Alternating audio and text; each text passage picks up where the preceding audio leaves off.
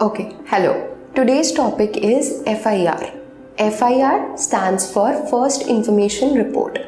In CRPC, it is given under Section 154. Section 154 CRPC में हमें FIR का concept मिलता है. FIR as the name suggest first information report. तो जब कोई ऑफेंस कमिट होता है तो उसकी जो पहली इंफॉर्मेशन पुलिस ऑफिसर को मिलती है वो होती है हमारी FIR, first information report.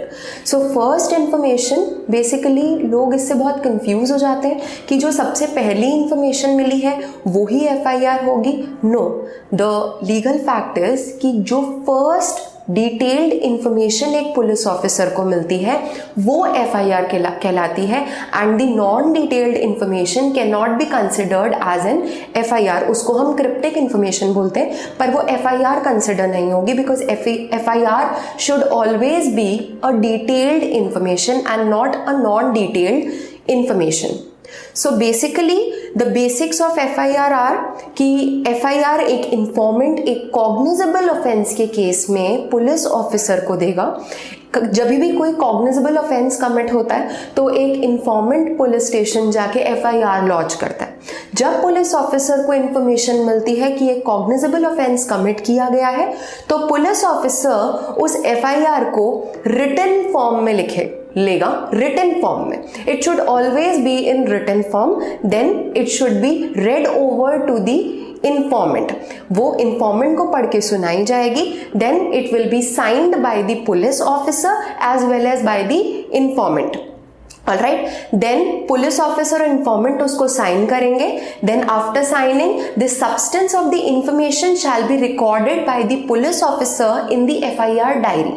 Substance जो होगा उसका basically उसकी जो gist होगी वो पुलिस ऑफिसर अपनी FIR डायरी में उसको रिकॉर्ड करेगा. And then a copy of FIR is to be given to the इंफॉर्मेंट. तो बेसिकली ये स्टेप्स होते हैं जब भी कोई पुलिस ऑफिसर उसको कॉग्निजेबल ऑफेंस की कोई इंफॉर्मेशन मिलती है तो he has to follow all these steps. और जो ये रिपोर्ट फॉर्म होती है इसी को हम बोलते हैं first information report, FIR. Okay, so एक बहुत इम्पॉर्टेंट सिचुएशन होती है जो कि एवरी कॉमन मैन ही फेसेस कि what if you approach the police station and the police officer refuses to register your FIR, to launch your FIR. तो अगर पुलिस ऑफिसर आपकी FIR लॉन्च करने के लिए मना कर देता है तो you have a remedy in section 154 clause 3 कि आप superintendent of police that is SP, आप SP को अप्रोच कर सकते हो और या फिर आप उसको अपनी FIR जो है, जो भी इंफॉर्मेशन है वो रिटन फॉर्म में पोस्ट के थ्रू सेंड करोगे. एंड अगर SP सेटिस्फाइड है कि yes a cognizable offence has been committed and the police officer has refused to launch the FIR, तो SP या तो खुद उस पे इन्वेस्टिगेशन स्टार्ट कर देगा या फिर he will direct the police officer to conduct an investigation upon that. Alright, so इसमें एक नेक्स्ट पॉइंट जो इंपॉर्टेंट पॉइंट आता है that is a relief for a safeguard, a kind of special provision for the victims of sexual offences. अगर informant जो information दे रहा है, if that person, if she is a victim of sexual offences under IPC, तो उस victim के लिए the police officer will go to her residence, will go to the residence of that person and then record.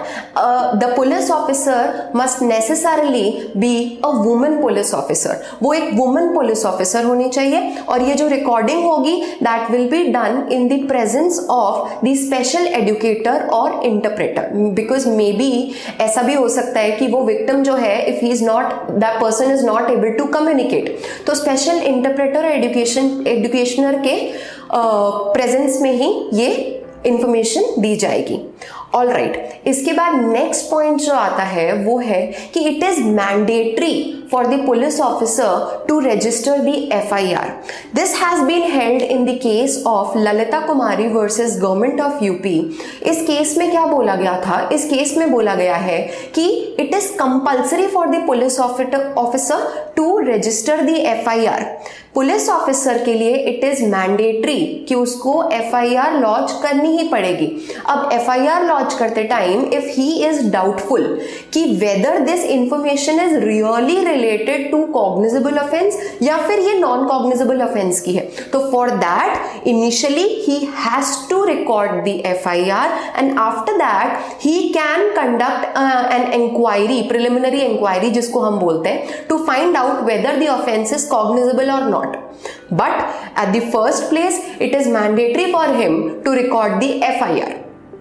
Also, FIR can be recorded by any person, be it a major or a minor, a person of sound mind or unsound mind, may be a lunatic. But basically अगर कोई child है और वो FIR लिखवा रहा है तो it will be examined that that child is able to understand what he is speaking. वो facts and circumstances को समझने की क्षमता रखता है. इसके अलावा he is able to understand, वो समझ रहा है कि what information he is giving, तभी उस child की जो information है वो FIR consider की जाएगी.